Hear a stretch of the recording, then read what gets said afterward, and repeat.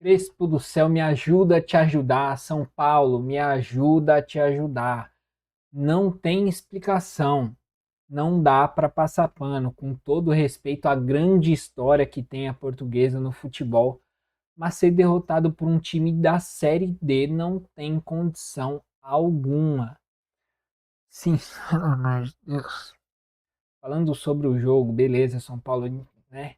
Demorou até um ritmo ali, foi melhorar só no começo do segundo tempo, quando entrou o Marcos Antônio, quem diria. Mas gostei da escalação inicial, sabe, da rodagem pro elenco, traz os moleques da base ali para jogar, quem realmente merecia minutagem, como o Luca. Foi um time bem ofensivo inicialmente, só que dentro de campo não foi isso que aconteceu. São Paulo sofreu muito para criar jogadas ofensivamente. O Lucas, minha nossa senhora, o Lucas inicialmente era para ser esse cara que ajudava a criar, que participava da articulação, só que não consegue fazer um bom jogo já tem muito tempo. E aí passa muito por conta disso, a articulação que era para passar pelo pé dele não acontece. E os dois volantes de marcação acabam que não chegam muito justamente lá na frente, né? Justamente porque eles têm que recompor muito mais, por conta da ofensividade que tem esse time. E aí acaba que o time não equilibra. Fica só defensivamente bem e ofensivamente, por conta da engrenagem principal, ele não funciona. E aí começa a Portuguesa bem postada defensivamente. O São Paulo até criou uma chance aqui, outra ali. Ferreirinha fez uma partida ok, quando não, obviamente, tomou as decisões erradas. E aí a Portuguesa no final do primeiro tempo começa a apertar, começa a criar chances, começa a aparecer ofensivamente, o Rafael começa a fazer as defesas e aí acaba o primeiro tempo. E aí você pensa, ufa, só que aí a Portuguesa já passou a crescer no jogo. Então o São Paulo, né? Aí o Crespo vem e fez uma boa alteração, colocou o Marcos Antônio, o São Paulo passou a melhorar no jogo, passou a criar mais, porque justamente o homem de criação passou a fazer a criação do jogo. Isso era óbvio, né? Quando dependeu do Lucas, foi aquilo que a gente viu. E aí, beleza, no melhor momento do jogo, São Paulo acaba sofrendo gol. O melhor momento do São Paulo no jogo era aquele. Quando passou a criar, acabou tomando gol. E aí o Crespo começa a fazer as alterações. Acho que eu não tiraria o Luca. Mas assim também, né? Ferreirinha também estava bem, ok manter ele. E aí ele coloca o Pedro Ferreira que na primeira jogada já faz aquela, como a gente já sabia, uma joia de Cotia. Pedro Ferreira muito bom, tá se destacando muito na copinha. Faz aquela jogadaça, deixa o Caleri na cara do gol, o Caleri que já tinha, mano, me lembrou muito aquele lance de 2024, as quartas de final da Copa do Brasil, o gol que o Caleri perdeu debaixo da trave e aconteceu do mesmo jeito hoje. E aí acaba que eu não manteria o Caleri, eu já teria tirado o Caleri faz muito tempo pelo jogo que ele fazia, mas aí o Crespo manteve, e aí ponto positivo pro Crespo, até porque o Caleri fez os dois gols. Antes a atuação dele não era justificável manter ele ali. E aí jogadaças, só que aí vem o ponto chave do jogo do porquê a culpa é do Crespo. E bom, antes se você, né, concorda ou discorda, né, não esquece de me seguir aqui, deixar o like e aproveitar também para me seguir nas redes sociais, né? Peço aí. Bom, deixa aí se você concorda ou discorda e aí seguindo, discorrendo o pensamento. Ele vem um momento chave que ele coloca o Tapia. E aí até na transmissão da Cazé TV falaram que nem os jogadores entendiam qual que seria o esquema dali a partir de agora, mas aparentemente era para fazer uma linha com três, com o Nicolas sendo um zagueiro ali, né, um terceiro zagueiro, Dória e Rafael Tolói. E acabou que, né, ele jogou o São Paulo tão para frente que nem a equipe que estava em campo conseguiu reconhecer o que estava acontecendo. E esse foi um momento chave.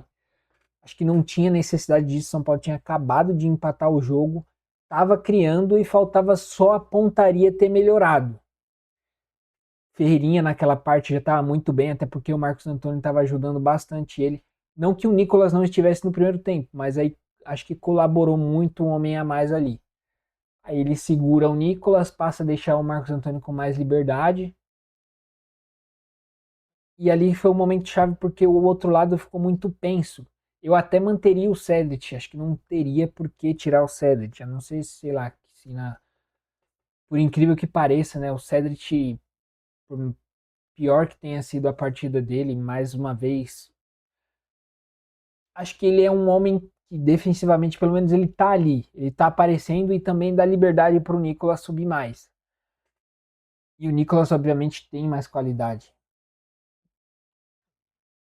E naquela ponta também teria o Pedro Ferreira, que ajudaria também o Cedric caso ele fizesse a ultrapassagem. E aí vem essa substituição e joga o São Paulo totalmente para frente e mais uma falha defensiva, né? Cara, eu tava para elogiar aquela zaga. Realmente o Dória e o Rafael Tolói até o primeiro gol estavam fazendo um belo jogo, antecipando os atacantes, ajudando bastante defensivamente, até o momento do primeiro gol. Aí o Rafael Tolói falha no primeiro gol, deixa a bola passar, não ataca nem o jogador, nem a bola, nem nada. Deixa o jogador da Portuguesa fazer um movimento e marcar o gol. Mesmo assim, o São Paulo conseguiu o empate. E aí vem o segundo, que eu acho que, na minha opinião, é falha do Dória, né? Até porque ele tá correndo, vem o lançamento da Portuguesa. O Dória tá marcando aquele jogador que tá correndo nas costas da zaga. E aí o Nicolas começa a disputar a bola com o cara e o Dória simplesmente corre para trás, ele não ajuda a dar o bote no cara, ele em vez de um cara que já tá desequilibrado, ele atacar a bola e tirar a bola, ele deixa o Nicolas sozinho, o Nicolas desequilibrado também disputando a bola ali, o cara mais forte fisicamente que o Nicolas, obviamente, é um garoto, e ele não ajuda e nem atrapalha e nem faz nada, e acaba que o garoto na tentativa de dar o bote ali acaba cometendo o pênalti. E o erro, obviamente, é do Dória. Aí vem o pênalti, gol da Portuguesa, a Portuguesa faz 2-1, dava tempo de correr atrás, mas aí o São Paulo se desespera e mais uma decisão errada, mais uma falha individual, o Ferreirinha erra uma bola no meio-campo, dá um passe errado. O São Paulo obviamente já tinha se jogado para frente, setor defensivo desprotegido, ainda tentando recompor. O Rafael faz a primeira defesa, né, vem o rebote, ninguém para conferir o rebote, sobra para a Portuguesa e uma bola que vem em cima do Rafael, ele também acaba não conseguindo fazer uma defesa e aí vem uma sucessão de erros, até porque o Dória na jogada também foi muito mal, deixou o cara passar como se tivesse uma pena marcando ele. E o terceiro gol da Portuguesa, aí o São Paulo para mim já tinha jogado a toalha ali, mas ainda assim o São Paulo consegue criar, consegue continuar criando, vem aquele lateral, o Luciano puxando o time, vem um bom cruzamento do Bobadilha, e aí dentre as características do Caleri, que não recebeu nenhuma bola no primeiro tempo para ser cabeceada, vem o primeiro cabeceio e a característica dele, a principal característica dele é o cabeceio, faz o gol, o São Paulo diminui, tenta correr atrás do prejuízo já, que já estava muito grande, mas não adiantou de nada. A sensação que ficou é que se o São Paulo mantesse ali depois daquele 1-1, continuaria, na minha opinião, não estava jogando mal. Sofreu um gol no momento que vinha melhorando. A Portuguesa estava melhor no início, no final do primeiro tempo, não no início do segundo. E o São Paulo estava criando, passou a criar. As alterações surtiram efeito, né? Bobadilha, Pedro Ferreira, Marcos Antônio, o Luciano, que não participou tanto, mas, né, tá fazendo aquela sombra ali, já tá melhor, na minha opinião, que o Lucas, que não vem fazendo um bom jogo faz tempo, mais uma vez falando. E aí, a substituição que foi crucial foi aquela do Tapia, que eu realmente não consigo entender, a menos que tenha uma explicação na entrevista do Crespo.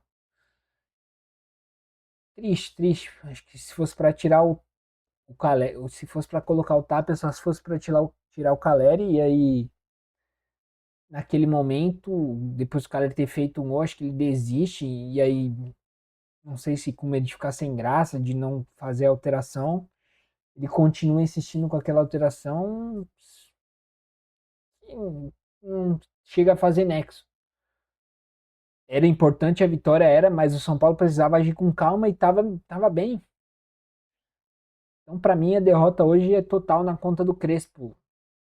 Assim, tem um pouco das falhas individuais. O São Paulo realmente precisa de contratações. Ele tem toda uma rodagem ao elenco. Uns aproveitaram, outros não. O Pablo Maia mais uma vez bem mal. O Negruti acho que foi bem omisso, digamos assim, não apareceu tanto. O Ferreirinha acredito que fez um bom jogo. O Luca fez um bom jogo, apareceu bastante. O Caleri, tirando os gols, né? Tirando os gols, foi bem mal. O Lucas muito mal. E a zaga que ia bem até o momento dos dois primeiros gols, péssimos. O terceiro gol também péssimos. O Nicolas, que é uma grata surpresa, esse moleque tá jogando demais. É um moleque que recém subiu da base, mas mesmo assim não pesou nada. Obviamente vai oscilar, normal para um garoto, mas muito bem. O Cedric, uma atuação assim justificável mais uma vez. Não comprometeu defensivamente, ele deixou a desejar em alguns lances, mas teve aquele lance que ele deu o lançamento para o Luca e assim, defensivamente até que ele ajuda. E eu acho que foi isso em sua maioria. O Tapia entrou já na fogueira, tentou um lance, teve aquele lance da linha de fundo que a bola volta nele. Tentou um lance aqui, o outro ali. O Pedro Ferreira, outra. Mais uma vez, os garotos de Cotia salvando esse time de São Paulo, que todo mundo já vem alertando. E ainda bem que existe Cotia, veio o Pedro Ferreira e acho que tinha que manter ali, mas a derrota hoje é totalmente na conta do Crespo, enfim. Deixem aí nos comentários se vocês concordam realmente com a opinião, se vocês mexeriam, que vocês não mexeriam, se era isso aí que tinha que fazer. Bom, mais uma vez não esquece de me seguir nas redes sociais, de me seguir aqui também no YouTube, de deixar o seu like para estar recomendando esse vídeo para mais pessoas. E é isso. Tamo junto aí, até mais com mais um pós-jogo aí.